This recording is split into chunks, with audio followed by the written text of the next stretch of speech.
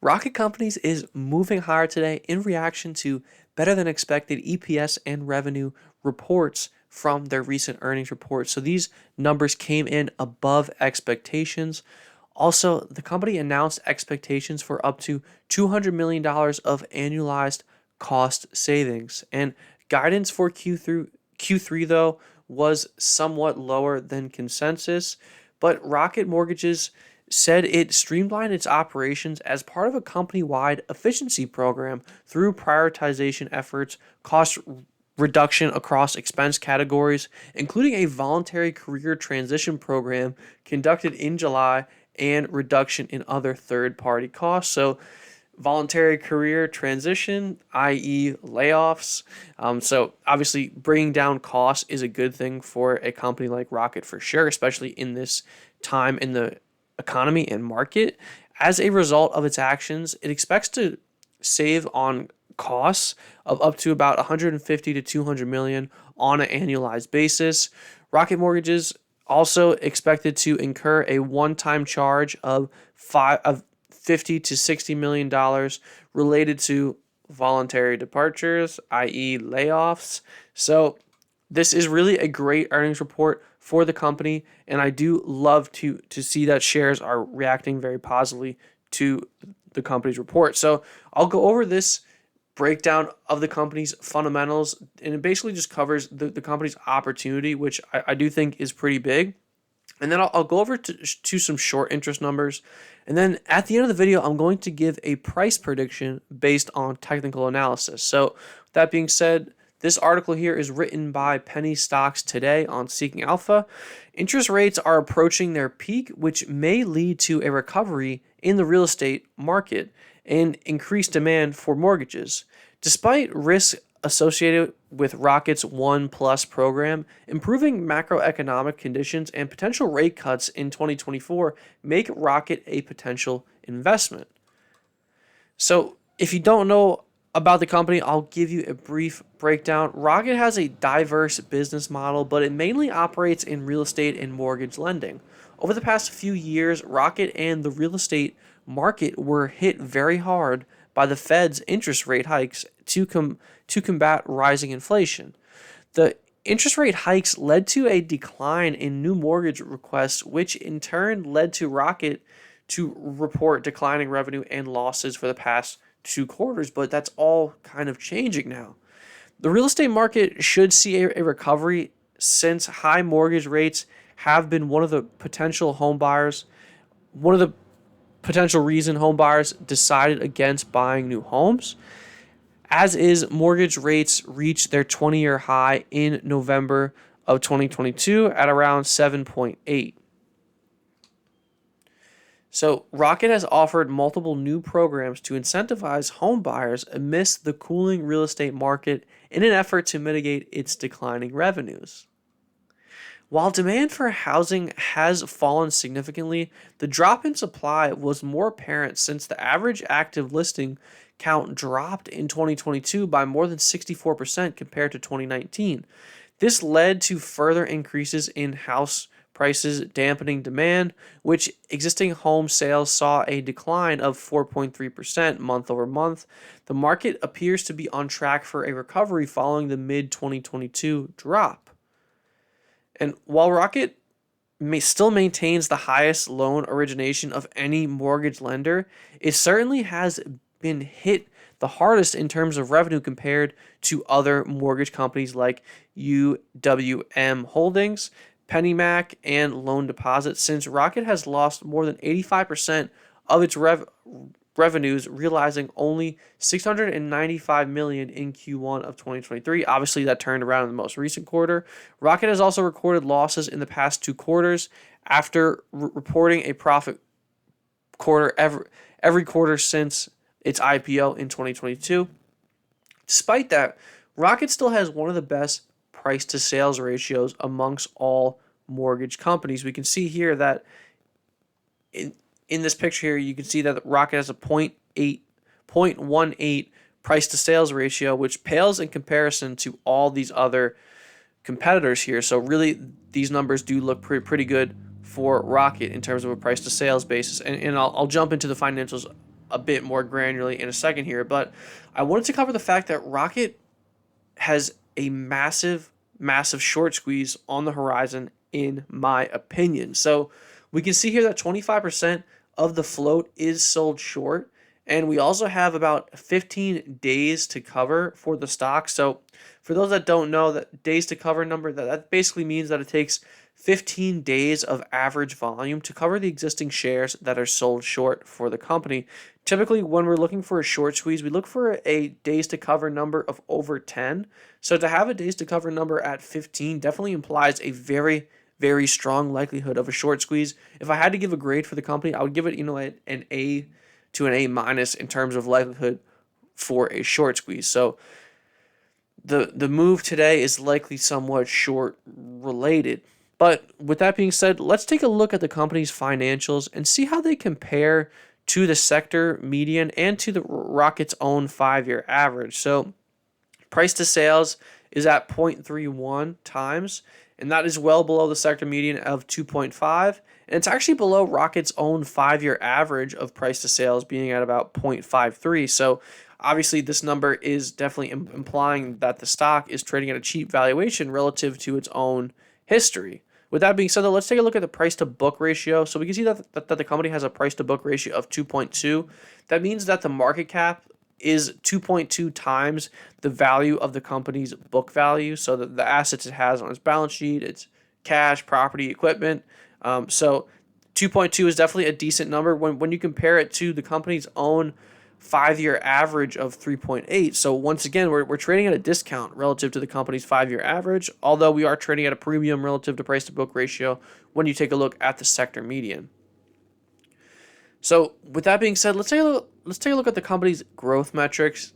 So growth honestly does look pretty poor. So we have a negative 64% growth rating for the past 12 months for the stock's revenue, which is well below the sector median of 6.8 and well below Rocket's 5-year average of 18%. So a big part of why the stock has underperformed the market is the fact that growth has been underperforming the general sector. So don't love to see that there.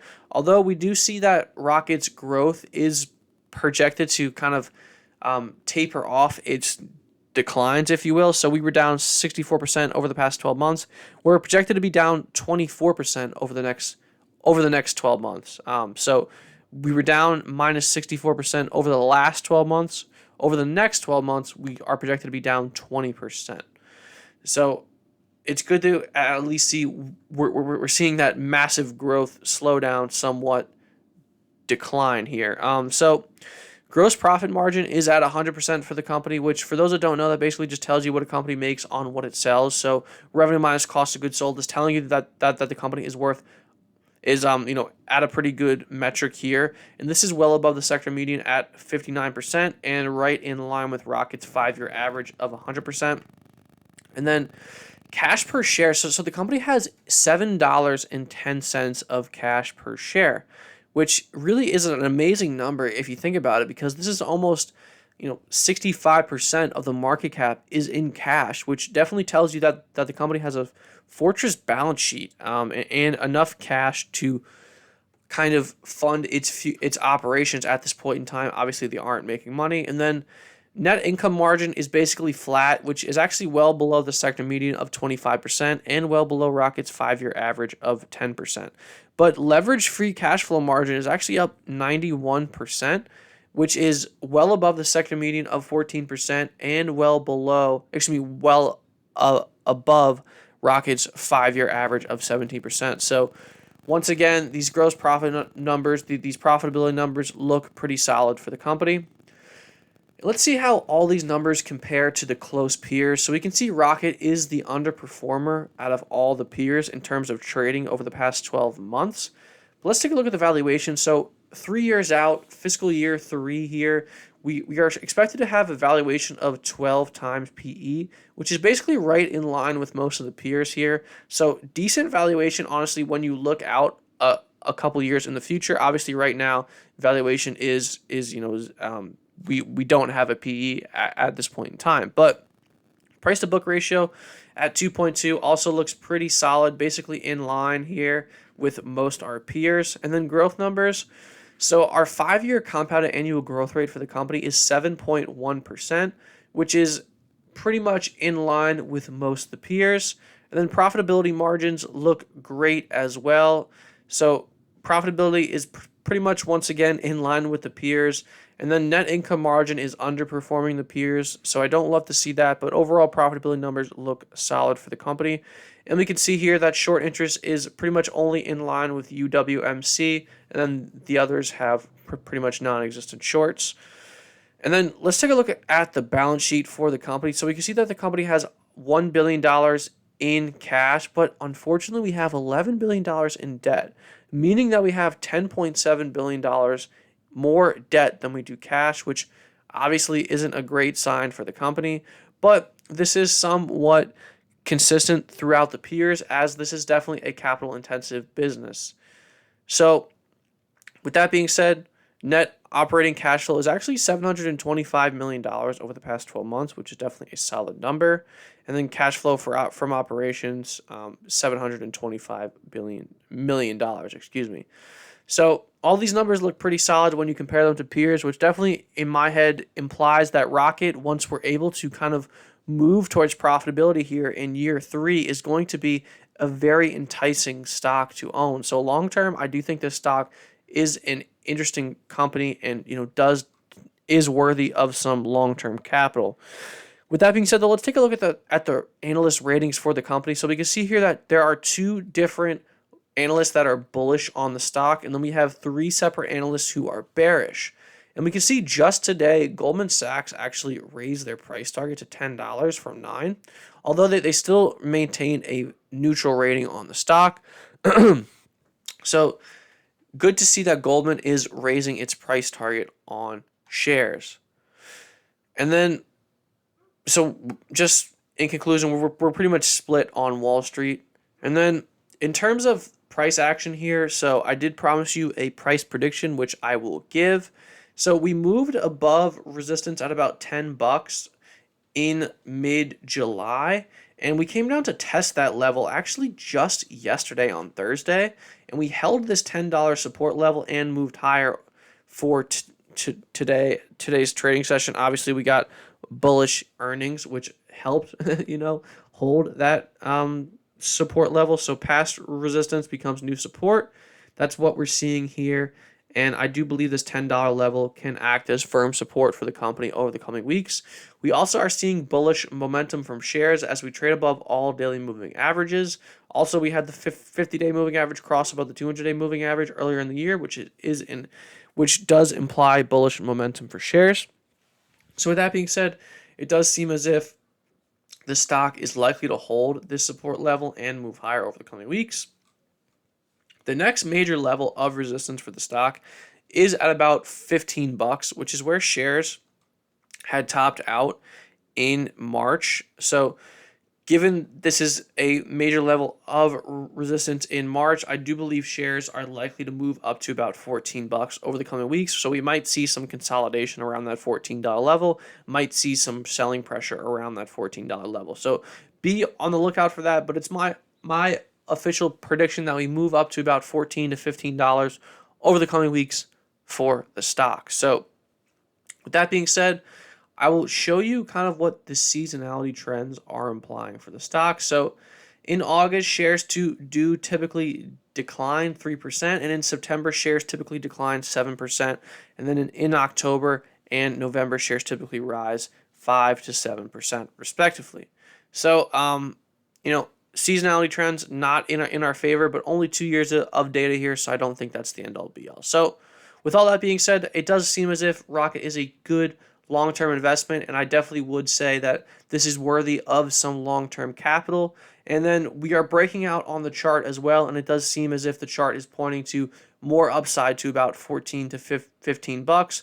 Obviously, any general market sell-off could invalidate this trading trend. So with that being said, I'm bullish for Rocket Companies. I think it's a good company to own. I will end the video there. If you got some value from this video, please leave a like. We post company breakdowns and important market moving news on this channel on a daily basis, so make sure you are subscribed. If you would like to receive my daily portfolio moves, my exits, my entries, and see how me and my team of analysts are trading the markets, join the Discord through the link in the description below to get our free 7-day trial. Also, if you would like to join our free daily newsletter, sign up to our Substack, which is linked below as well. With that being said, good luck, everyone. Happy trading, happy investing.